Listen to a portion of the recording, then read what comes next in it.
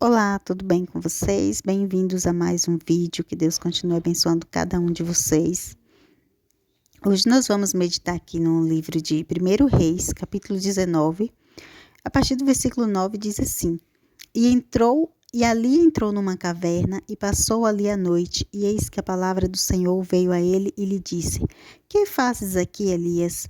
E ele disse: Tenho sido muito zeloso pelo Senhor, Deus dos exércitos, porque os filhos de Israel deixaram o teu concerto, derribaram os teus altares e mataram os teus profetas. E eu fiquei só, e buscam a minha vida para me tirarem.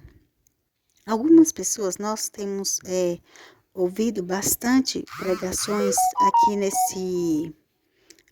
nesse versículo. E algumas pessoas costumam dizer que Elias esteve em depressão. Eu não acho, essa é a minha opinião. Eu não vejo que isso aqui é uma depressão, mas sim um momento que todos nós temos, que inclusive Jesus teve, quando Jesus esteve no Getsêmani. Ele sentiu uma angústia tão profunda que ele falou: Pai, se possível, passa de mim este cálice, mas contudo seja feita a tua vontade. E Jesus, ele se sentiu triste, ele sentiu angústia naquele momento. E Elias, ele presenciou a morte dos profetas do Senhor. Então, ele viu a perseguição contra a igreja do Senhor, contra os profetas de Deus. Ele viu que o povo de Israel se voltaram contra os profetas, que o povo de Israel estava seguindo a outros deuses. E naquela época era Acabe o rei. E Jezabel era quem dominava, vamos dizer assim. Jezabel era quem manipulava o rei Acabe. E Jezabel, ela era uma mulher muito idólatra, como todos nós sabemos.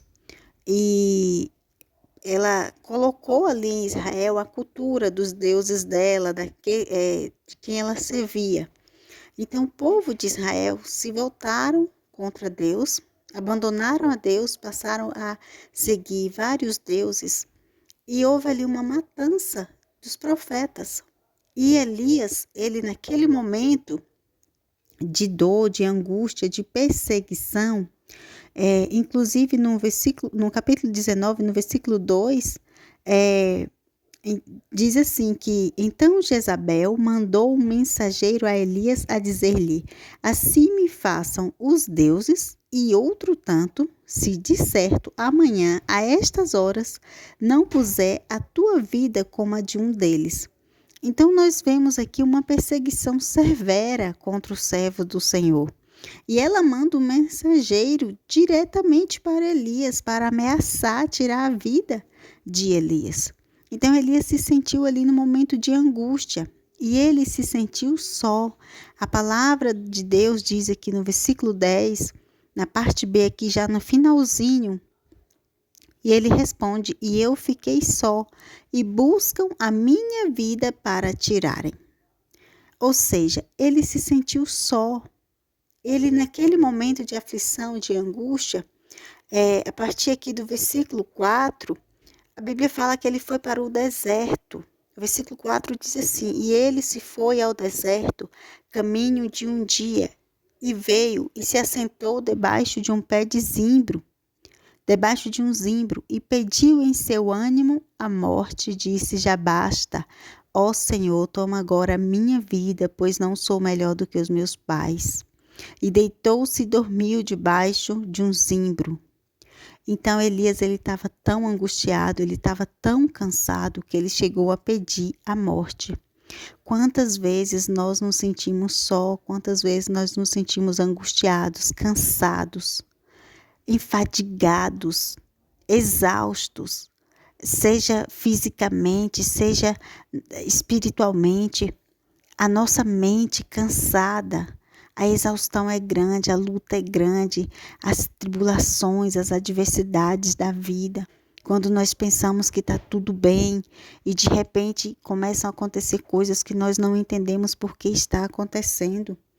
Mas nós não estamos só, Deus está conosco. Por mais que nós estamos rodeados pelos nossos familiares, amigos, irmãos, mas há momentos em que o sentimento de solidão é grande, é profundo. E às vezes, isso aqui me faz lembrar até Davi. Davi disse assim em um dos salmos: "A quem me dera asas como de pomba, eis que eu voaria para longe, pernoitaria no deserto." Teve um momento em que Davi desejou pernoitar no deserto, passar a noite no deserto, porque a aflição era grande, a angústia era grande, as lutas, as dificuldades eram enormes, mas não são maiores do que o nosso Deus. O nosso Deus, ele não nos deixa só. Quando nós pensamos que estamos só, quando nós pensamos que nós não aguentamos mais, aí é quando Paulo diz: quando eu penso que sou fraco, aí é que estou forte. Quando nós não sabemos como nós vamos atravessar o vale, como nós vamos passar pelas ondas, pelas tempestades, o Senhor, ele nos carrega nos braços dele. Ele nos levanta, ele nos sustenta. Ele que nos guia, ele segura na nossa mão. E Elias, ele se sentiu só, ele se sentiu perseguido. Aquele momento eu acredito que ele sentiu talvez até abandonado. É como, eu imagino que talvez ele pensou assim que não tivesse mais jeito. Ele viu tanta morte, ele viu os profetas serem mortos, ele viu tanta perseguição, que ele sentiu-se desanimado, ele sentiu vontade de morrer e pediu a morte. E a Bíblia diz que ele deitou debaixo de um zimbro e o anjo do Senhor o tocou e disse: levanta e come. E ele olhou e eis que à cabeceira estava um pão cozido sobre as brasas e uma botija de água. E comeu e bebeu e tornou a deitar-se. Ele estava muito cansado. Muitas vezes nós nos sentimos assim, cansados, sem forças.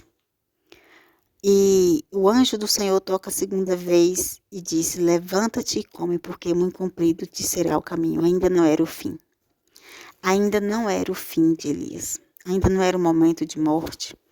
Ainda não era o momento de Elias parar, porque Deus não tinha dado essa ordem. O momento de nós pararmos é quando Deus fala, é quando Deus dá a ordem. Enquanto Deus não nos manda parar, nós temos que continuar. Nós temos que continuar orando, nós temos que continuar lutando, nós temos que continuar buscando a presença do Senhor. O versículo 18, Deus fala para Elias: também eu fiz ficar em Israel 7.000, todos os joelhos que não se dobraram a Baal e toda a boca que não o beijaram. Elias pensou que ele estava só. Elias passou pelo momento de dificuldade, Elias estava no deserto, mas ele não estava só. Ainda tinha ali 7.000. E desta mesma forma que nós, nas lutas, nas dificuldades, nós pensamos que estamos sozinhos. Não estamos sozinhos. Tem muitas outras pessoas que muitas vezes estão passando pela mesma luta, pela mesma dificuldade que nós estamos passando, ou até pior. E Deus está conosco. Deus está conosco. Então, quando a gente vê pessoas que passam pela mesma luta, pela mesma dificuldade, não é que nós devemos ficar alegres porque aquelas pessoas estão passando por situações difíceis, mas nos ajuda, nos encoraja a prosseguir, a seguir em frente. E aqui ainda tinha 7.000 que não se corromperam, 7.000 pessoas que não tiveram seus joelhos dobrados para adorar Baal. 7.000 pessoas que não beijaram a Baal, que não idolatraram outro Deus, que foram fiéis a Deus. E Deus guardou esses 7.000. E Deus estava guardando a vida de Elias, Deus estava sustentando Elias no deserto. Olha que coisa linda. Deus mandou pão e água para Elias, Elias estando num deserto. Pão e água, e ele comeu. E Deus fala para ele que para ele levantar.